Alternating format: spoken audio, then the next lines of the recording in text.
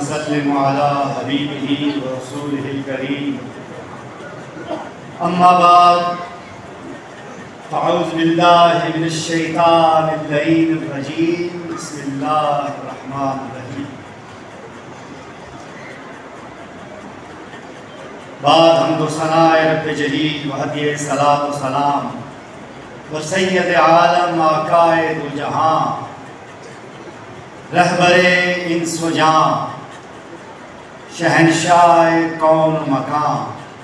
حضرت محمد مصطفیٰ صلی اللہ علیہ وآلہ وسلم۔ الحمدللہ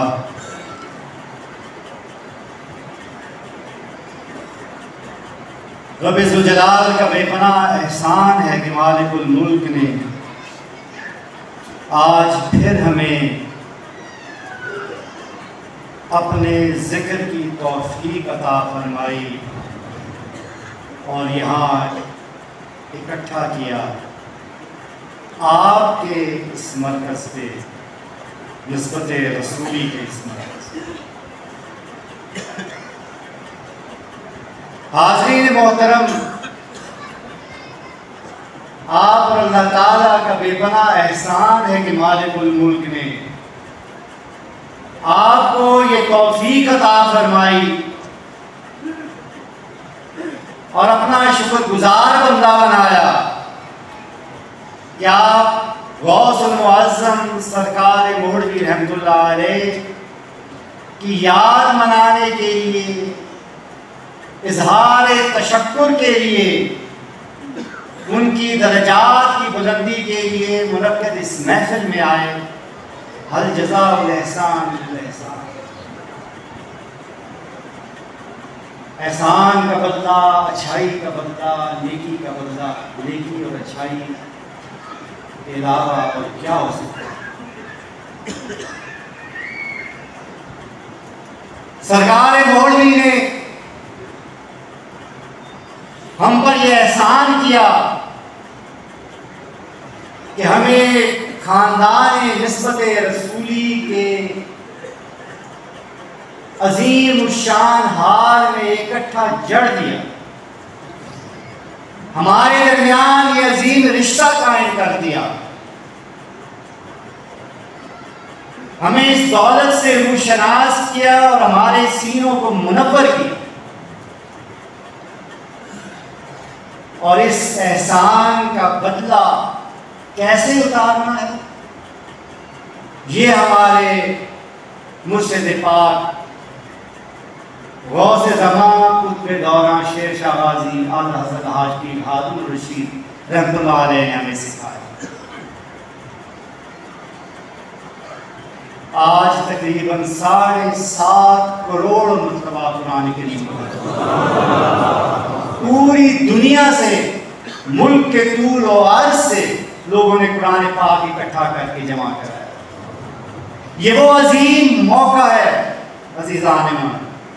کہ جس کے لیے سارا سال لوگ تیاری کرتے ہیں، قرآن پاک پڑھتے ہیں، پڑھواتے ہیں، جمع کرتے ہیں،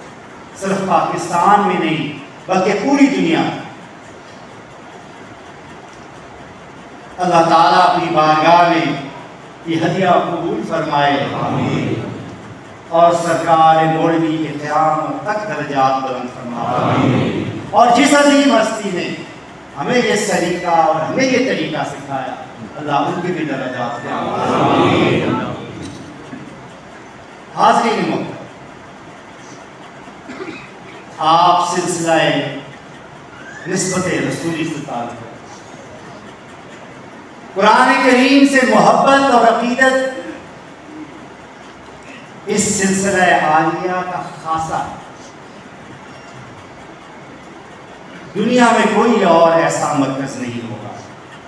جہاں پر اتنی بڑی تعداد میں اس طرح قرآن کریم کا ختم ہوتا ہو، اس طرح اس کا اہتمام ہوتا ہو، جس سلسلے کے چاہنے والے اس طرح قرآن پاک جمع کر کے، اکٹھا کر کے رب بارگاہ کے حضور پیش کرتے ہوں۔ یہ آپ ہی کا خاصہ ہے، یہ اللہ تعالیٰ نے آپ ہی پر کرم فضل فرمایا ہے۔ کہ آپ کو اپنے کلام قرآن پاک کی دوستی اور محبت عطا کرتا۔ حاضرین محترم، قرآن کریم ایک کتاب، ایک صحیفہ، 30 پارے چند برقوں پر لکھا ہوا، چند صورتیں، چند آیات، ہاتھ میں اٹھائیں تو اس کا ہاتھ میں آ جائے، لیکن اسے کھولیں تو اس کی عظمتیں اور برکتیں اتنی کہ یہ پوری کائنات بھی اسے سمیٹنے کے لیے کم پڑ جائے۔ یہ یاد رکھیں حاضرین محترم کہ اللہ تعالیٰ کا کلام قرآن مجید ایک زندہ کتاب ہے۔ اللہ تعالیٰ نے سارے زمانوں کو اس کتاب میں یکجا کر دیا ہے، ماضی کو، حال کو، مستقبل کو۔ یہ رب ذوالجلال ہمارے خالق اور ہمارے مالک کا کلام ہے۔ جس ذات پر یہ کلام نازل ہوا وہ اللہ کی مخلوق میں سب سے بہترین ہے، جس کا کوئی ثانی نہیں، جو خیر البشر ہے، جو سید الانبیاء ہے، جو خاتم النبیین ہے، جو اللہ کا محبوب، اس عظیم ذات میں یہ نازل ہے۔ جس مہینے یہ نازل ہوا رب ذوالجلال نے اس مہینے کو تمام مہینوں کی سرداری عطا فرما دی۔ اس مہینے میں سب کو روزے رکھنے کا حکم دے دیا، شہر صیام بنا دیا، اور جس رات کو یہ نازل ہوا اس رات کو ہزاروں مہینوں سے بہتر بنا دیا۔ اتنی بڑی عظمت ہے اس قرآن میں۔ حاضرین محترم، یہ وہ عظیم کتاب ہے کہ جو پڑھے اس پہ بھی اللہ کی رحمت، جس کے لیے پڑھے اس پہ بھی اللہ کی رحمت، اور جس جگہ پہ پڑھے وہاں بھی اللہ کی رحمت۔ حاضرین محترم، یاد رکھیں کہ اللہ تعالیٰ نے آپ پر اتنا بڑا احسان کیا ہے کہ قرآن کریم کی دوستی آپ کو عطا فرمائی ہے، آج کے دن اس کی صحبت آپ کو عطا فرمائی ہے۔ کتنا عظیم دوست ہے کہ اس دنیا میں بھی آپ کی رہنمائی کرتا ہے، قبر کی تنہائیوں میں بھی آپ کا ساتھ دینے کے لیے موجود ہوتا ہے، اور روز محشر رب کی بارگاہ میں آپ کی شفاعت کرے گا، اور اس وقت تک اپنی قاری کی شفاعت کرتا رہے گا جب تک کہ اللہ تعالیٰ اس کے قاری کو بخش کے جنت میں داخل نہیں کرے۔ اور حدیث میں آتا ہے کس طرح شفاعت کرے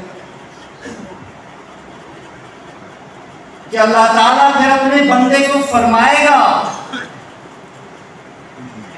کہ تو جنت میں داخل ہو، اس کے درجات طے کرتا جا، اس کے زینے طے کرتا جا، اور آہستہ آہستہ قرآن پاک پڑھتا جا، اسی طرح کہ جس طرح تو دنیا میں پڑھا کرتا۔ کتنی خوبصورت دوستی میرے مرشد نے آپ کو سکھائی، کیسا تعلق ہمارے پیر و مرشد نے قائم کیا ہے۔ جو ہدایت ہے، دنیا و آخرت کی فلاح و نجات کا ذریعہ ہے، جو صراط مستقیم کے لیے نشان راہ ہے، جو نور ہے،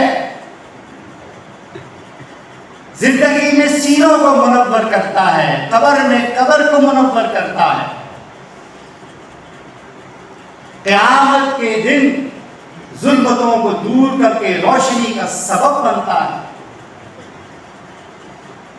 جو حکمت ہے، دانائی ہے سارے جہان کی، اور جو فرقان ہے، جو حق و باطل کو الگ کر دینے والا ہے، جو اچھے اور برے کی پہچان کرا دینے والا ہے، جو مومن ہیں، جو پرہیزگار ہیں، جب وہ اسے سنتے ہیں تو ان کا دل نرم ہو جاتا ہے، ان کے آنسو نکلتے ہیں، ان کے سارے غم ان کے آنسو میں بہہ جاتے ہیں، ان کے دل صاف ہوتے ہیں، دل تیار ہو جاتے ہیں اللہ کی رحمتوں اور برکتوں کے لیے۔ اور چونکہ یہ فرقان ہے تو پھر اگر اس کو گمراہ سنتے ہیں، بدراہ سنتے ہیں، کافر سنتے ہیں تو ان کو اس طرح تکلیف ہوتی ہے کہ جس طرح کسی انسان کی ہڈیاں ٹوٹتی ہیں، وہ تذبذب کا شکار ہو جاتے ہیں۔ ان کی خواہش ہوتی ہے کہ وہ ایسی جگہ سے دور بھاگ جائیں جہاں اس کی تلاوت ہوتی ہو یا ذکر ہوتا ہو، اور اگر وہ خود دور نہیں بھاگ سکتے بدبخت، تو اس کی آواز کو خاموش کر دیں تاکہ وہ ان کے کانوں تک نہ پہنچ سکے۔ اس کی آواز اور اس کا ذکر ان کو ڈسٹرب کرتا ہے، لیکن وہ اپنی کانوں میں ایئر پوڈ ہیڈ فون لگا کے گانے اور نغمے سنتے ہیں اور اس پر جھومتے ہیں، اس پر وہ ڈسٹرب نہیں ہوتے۔ شہروں میں کنسرٹ کرتے ہیں،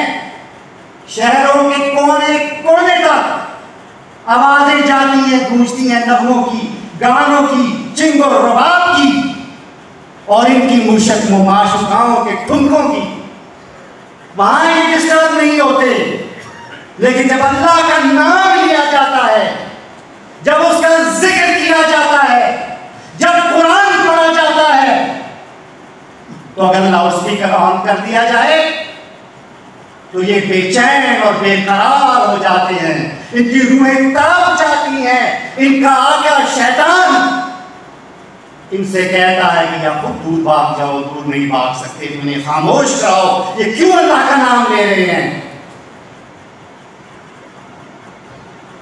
لا حول ولا قوت الا باللہ۔ یہ وقت بھی آنا تھا۔ عزیزان محترم، میرے پیارے بچوں اور میرے ساتھ یہ دعا کیا کریں کہ اللہ تعالیٰ ہمیں اپنے قرآن سے محبت کرنے والا بنائے، اپنے ذکر سے محبت کرنے والا بنائے، اور ان لوگوں میں سے ہرگز نہ کرے، ان کے ساتھ ہرگز شامل نہ کرے جو اللہ کا ذکر سن کر بے چین اور بے قرار ہو جاتے ہیں، جن کے دل ٹوٹ جاتے ہیں۔ لہٰذا یہ میں کہہ رہا تھا کہ فرقان یہ حق اور باطل کی پہچان کرانے والا ہے۔ عزیزان محترم، یہ ہمیشہ کراتا آیا ہے، یہ آج بھی کرا رہا ہے، یہ مستقبل میں بھی کرائے گا، یہ قیامت تک اس قرآن کا اعجاز ہے کہ یہ حق اور باطل کو الگ کرے گا۔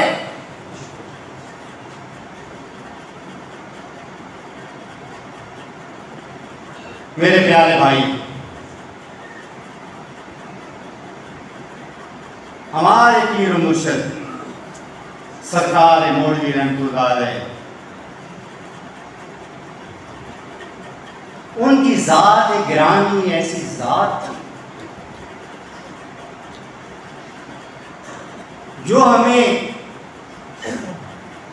اتحاد بین المسلمین کا درس دیتی۔ ان کی زندگی کا در حقیقت مشن یہ تھا کہ آپ مسلکی، فقہی، فرقہ واریت، گروہی اختلافات سے بالا تر ہو کر ایک ہی نقطے پر متحد ہو جائیں، جو سب میں کامن ہے، جو سب کے لیے یکساں ہے۔ اور وہ کامن نقطہ کیا ہے، وہ مرکزی نقطہ کیا ہے؟ وہ نبی کریم علیہ السلام کی ذات اقدس۔ نبی کریم علیہ السلام کی ذات اقدس سے اپنا تعلق بنا لو، ان کی نسبت، ان سے وابستگی اور ان سے محبت کو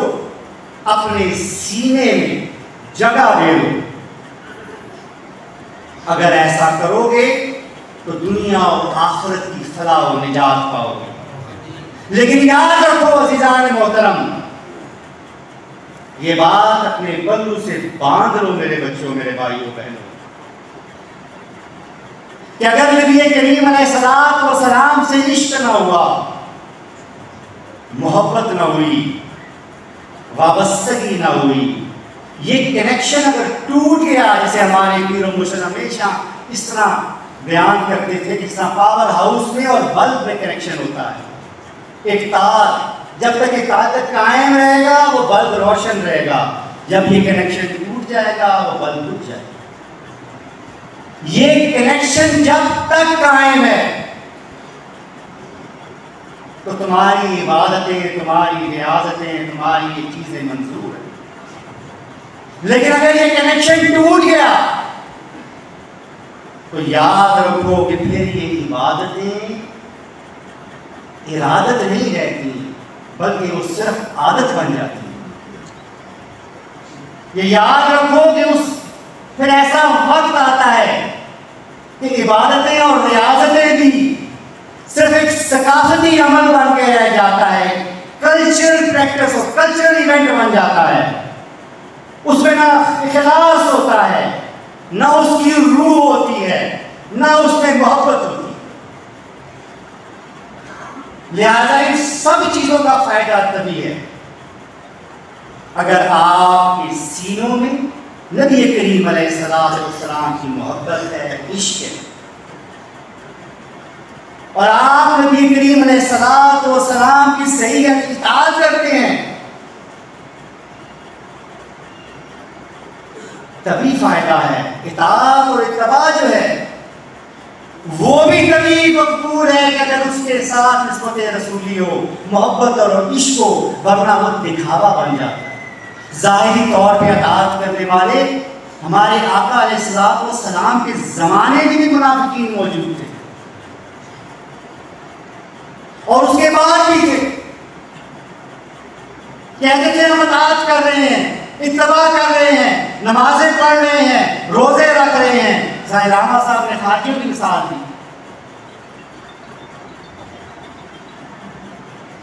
میرے آقا علیہ السلام کی حدیث مبارکہ ہے، آپ نے فرمایا تھا کہ آنے والے وقت میں ایسے لوگ بھی آئیں گے کہ تم لوگ، یعنی صحابہ اکرام سے کہا کہ تم لوگ اگر ان کی نمازوں کو، ان کی عبادتوں کو، ان کے قرآن پڑھنے کو دیکھو تو تم شرما جاؤ، گھبرا جاؤ۔ وہ اتنا قرآن پڑھتے ہوں گے، اتنی عبادتیں کرتے ہوں گے کہ اپنے سروں کو مسلح سے الگ نہیں کرتے ہوں گے، لیکن وہ ہم میں سے نہیں ہوں گے، ان کا ہم سے کوئی تعلق نہیں ہوگا، کیونکہ ان کا قرآن ان کے حلق سے نیچے نہیں اترتا ہوگا، ان کا قرآن ان کے دلوں پر اثر نہیں کرتا ہوگا۔ لہذا دل کی یہ اہمیت۔ عزیزان محترم، وقت انتہائی کام ہے، لیکن بات ایک اور بھی بہت ضروری ہے۔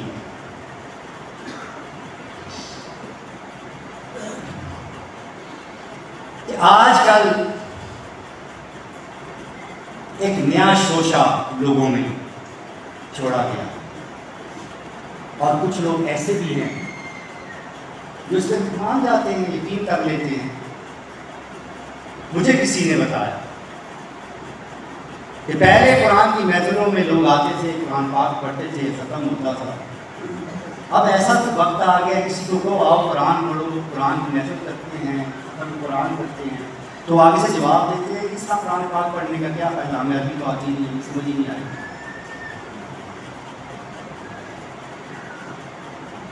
یہ ایک نیا بریگیڈ شروع ہو گیا ہے، معنی بریگیڈ۔ اس میں شک نہیں کہ قرآن پاک کو پڑھنا، پڑھ کے سمجھنا اور اس پہ عمل کرنا افضل ترین ہے۔